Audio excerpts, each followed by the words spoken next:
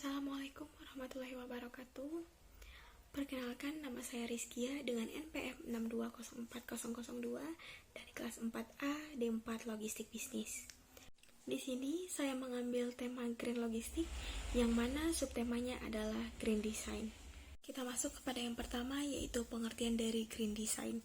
Green Design sendiri memiliki konsep perancangan dari suatu produk atau hasil teknologi yang berfokus pada minimalisir dampak keberadaan terhadap lingkungan, dimulai dari proses pembuatan hingga hasil produk yang tercipta. Tujuan dari konsep Green Design adalah sebagai berikut. Yang pertama yaitu mengurangi dampak negatif dari limbah produk yang tidak dapat didaur ulang mulai dari proses produksi hingga dengan hasil akhirnya, sehingga produk atau bangunan dapat meminimalisir sampah yang dihasilkan dan memiliki konsep keberlanjutan. Berikutnya yaitu memaksimalkan pemanfaatan sumber-sumber energi terdahulu pada produk yang dihasilkan, sehingga dapat mengurangi emisi yang menyebabkan pemanasan global. Berikutnya, meminimalisir penggunaan bahan-bahan yang dapat membahayakan lingkungan.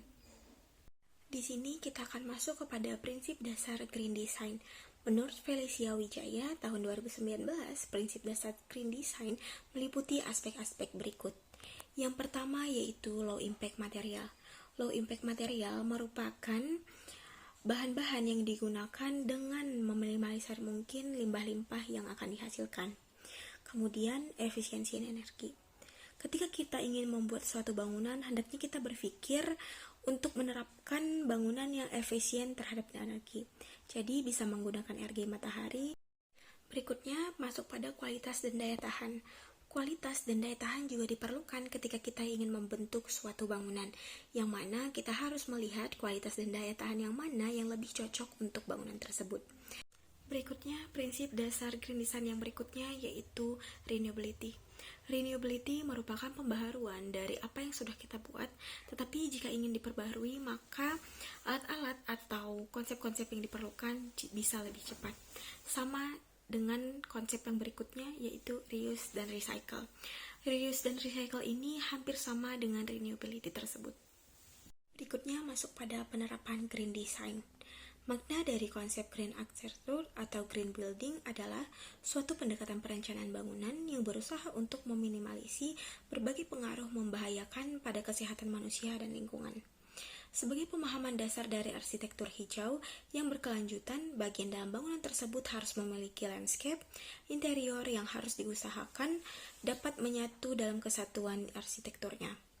Tujuan utama dari Green Architecture adalah menciptakan ekodesain, desain yang ramah lingkungan, alami, serta berkelanjutan. Arsitektur hijau juga dapat diterapkan dalam meningkatkan efisiensi pemakaian energi, air, dan juga pemakaian terhadap bahan-bahan yang mereduksi dampak negatif dari sekitar bangunan terhadap kesehatan.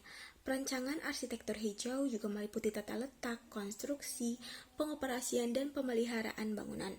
Konsep ini sekarang mulai dipakai oleh beberapa bangunan dan dikembangkan oleh berbagai pihak menjadi bangunan hijau atau green building. Berikutnya, di sini saya akan memaparkan contoh apa itu green building. Di sini merupakan contoh dari green building di mana kita bisa melihat bahwa green building ini disertai dengan pohon-pohon yang mana dari beberapa pohon-pohon tersebut akan membuat mata kita lebih jernih melihat dan lebih hijau lagi terhadap bangunannya.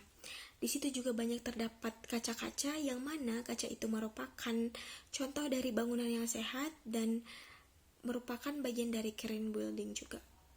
Berikutnya masuk kepada penerapan green design dalam interior ruangan. Yang pertama harus memiliki konsep yang high performance. Dapat dilihat dari dinding bangunan, terdapat kaca di beberapa bagian yang berfungsi untuk menghemat penggunaan daya listrik terhadap bangunan.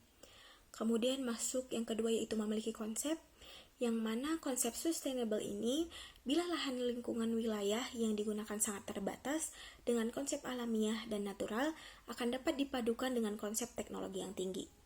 Nah, jika si konsep tersebut digabung antara konsep alamiah dan konsep teknologi tinggi, maka bangunan ini akan dapat bertahan lama atau bisa dipakai dalam waktu yang jangka panjang. Yang ketiga yaitu memiliki konsep yang healthy, yang mana dapat dilihat dari penggunaan tanaman yang baik dalam interior maupun eksterior bangunannya. Tanaman yang rindang membuat iklim udara yang sejuk dan sehat di pagi hari, yang mana lingkungan akan tampak lebih asri dan tenang. Pada bagian atap gedung terdapat bunga untuk para penggunanya yang akan menuju lantai akan disajikan dengan beberapa tanaman dan juga bunga. Berikutnya yang keempat yaitu memiliki konsep climate supportly, di mana dengan konsep penghijauan sangat cocok untuk iklim yang masih tergolong tropis atau khatulistiwa. Pada saat penghijauan dapat sebagai resapan air dan pada saat kemarau dapat sebagai penyejuk udara. Terakhir yaitu memiliki konsep estetik useful, dengan penggunaan green roof pada bangunan yang dapat memberikan keindahan serta menyapu dengan alam, yang mana dapat juga digunakan sebagai penadah air untuk proses pendinginan ruangan yang alami karena sinar matahari tidak diserap dengan beton secara langsung. Sekian penjelasan dari saya mengenai green design. Semoga apa yang saya sampaikan mendapatkan manfaat bagi saya dan juga penontonnya. Saya ucapkan terima kasih. Assalamualaikum warahmatullahi wabarakatuh.